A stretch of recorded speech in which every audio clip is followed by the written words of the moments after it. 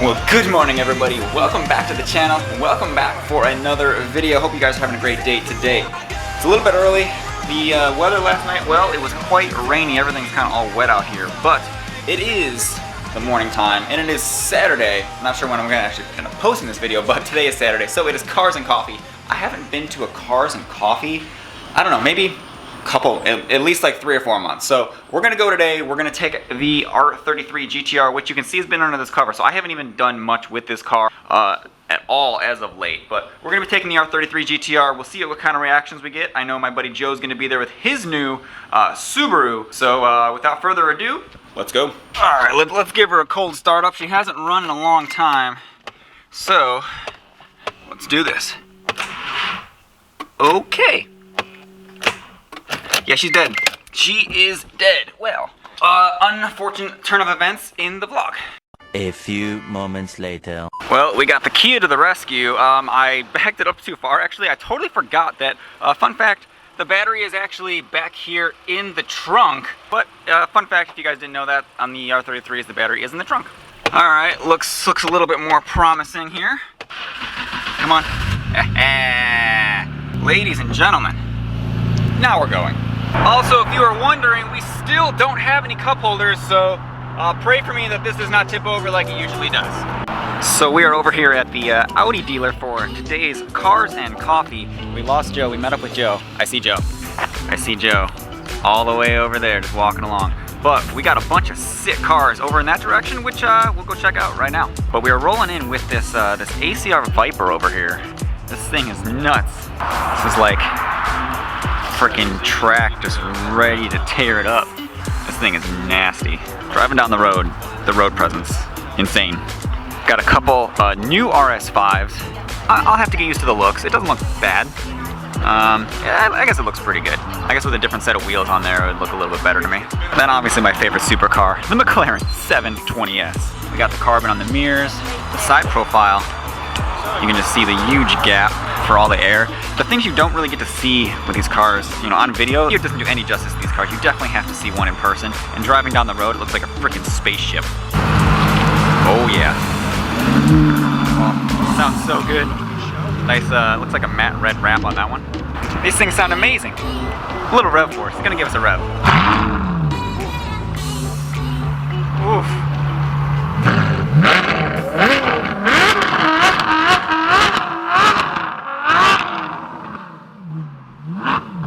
So good. So good. I made him use all of his gas. Worth it, totally worth it. Every time you hit the gas pedal, is it like a quarter? Yeah, okay, that's all right, it's worth it. Straight up flexing. So we do got the, finally, first Cars and Coffee, we got the R33 GTR here, and it's been getting a lot of attention, surprisingly, with all these like supercars around. Honestly, everyone is kind of like this car just as much, so that's awesome.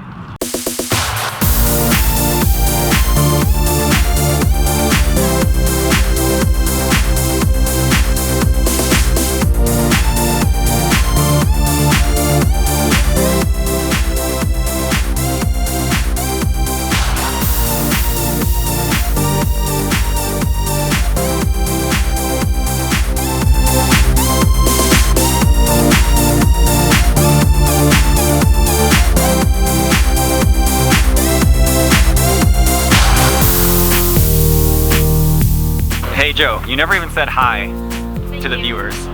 Oh, hi. And we didn't even check out your WRX. Check out now. Yes, there is. You got a WRX. I don't know. Now we're in there. Oh my God. I wanted one so bad. When my channel gets big enough, Joe. Daily. This was the option. Instead of getting the R33, I could have got one of these. Door's open. We're gonna sit down. We're gonna check it out. Oh, super comfy. The best. Oh my God, the Alcantara steering wheel. Joe, this is great. When you're used to like driving old 90s cars and then you get in like a new one, you're like, wow, this interior is beautiful. Look at those seats. Ah, one day, floppy paddles. Oh, hell no. Oh, hell no. Oh, hell no. And Krispy Kreme, I only got one on free hand. You guys are causing me to miss Krispy Kreme because I only have one free hand. Yes.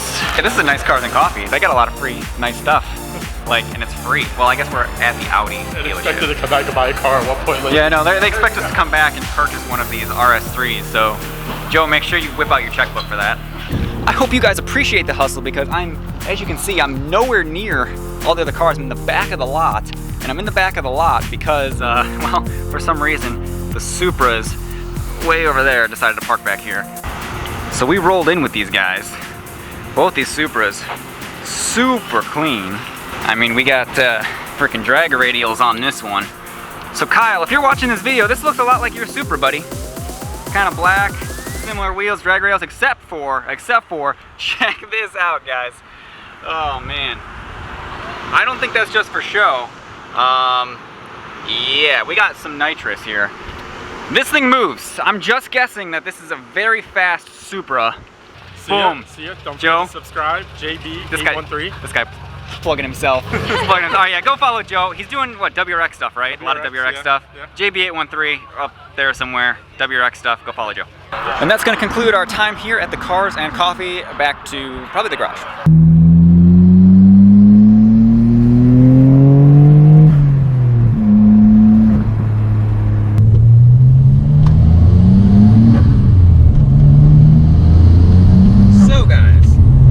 Back to the garage here. I want to answer a question that I've been asked a decent amount of times since I've gotten the R33, and that is, do you regret selling, the R32? A lot of people kind of want to know my opinions on the differences in the chassis of the R32 and the R33. Kind of if I wish I didn't sell my R32, to get this, since this car isn't really, I guess, the most popular model, right? I mean, you have the flagship R32 Godzilla, and you have the most popular R34. So this kind of falls somewhere in the middle, and people don't really understand this car. People just hear, oh, it weighs more, it's bigger, the R33 sucks.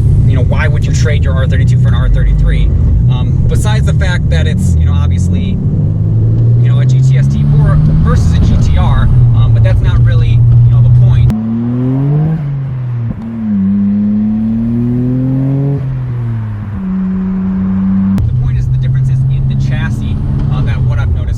So, do I regret selling my R32? No. Now, do I miss my R32? I do. And that's not to say that I don't like this car. I only miss my R32 because it was such a clean example. It never really had any major problems. It looked good. That was the car that everyone kind of knew me by. So I miss it, but luckily I sold it to a local guy. He runs a YouTube channel called Octane and Zip Ties. So if you guys want to follow that YouTube channel, he actually has been doing some little mods to the car. So I actually get to see the car on video every now and again, which is pretty cool. I know a lot of you guys out there, if you sell your old car that you kind of really liked, it's cool to see it progress further with a new owner. So that is something I do really enjoy.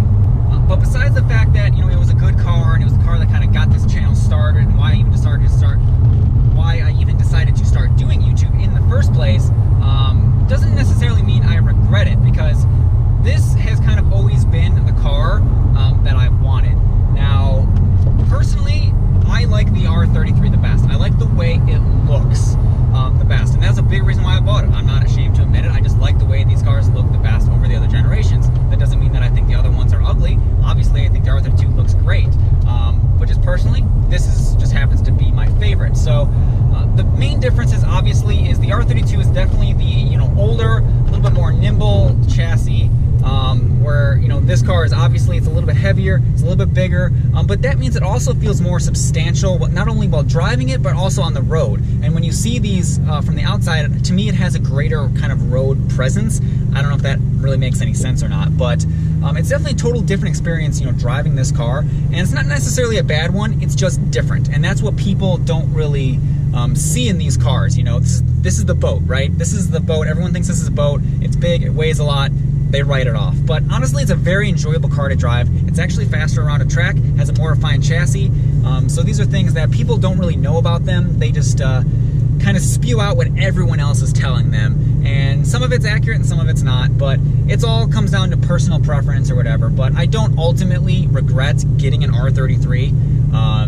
I honestly really am enjoying the car so far. Now, I haven't put that many miles on this car since I've owned it, probably around 300 or so not nearly as many as I did with the R32. So I'll probably make an update video on this topic when I get more seat time behind the wheel of this car to give you, I guess, a longer term opinion than kind of initial impressions. yes, when I bought this car, I have never driven an R33 beforehand. So it was kind of I guess you would call it a leap, knowing that I was going from a car that was like fit me like a glove and was really awesome to drive to a car that maybe I wouldn't like. But I took a leap, not only for that, but in this area in Florida, there's a lot of R32s. And I'm not saying that makes it less of a good car, it just maybe makes it less special a little bit, especially when you run a YouTube channel like I am and you're trying to stand out from the crowd. Having an R32 GTST in other parts of the country is probably still a big deal, but here in Florida, there's just so many R32s that it does take away from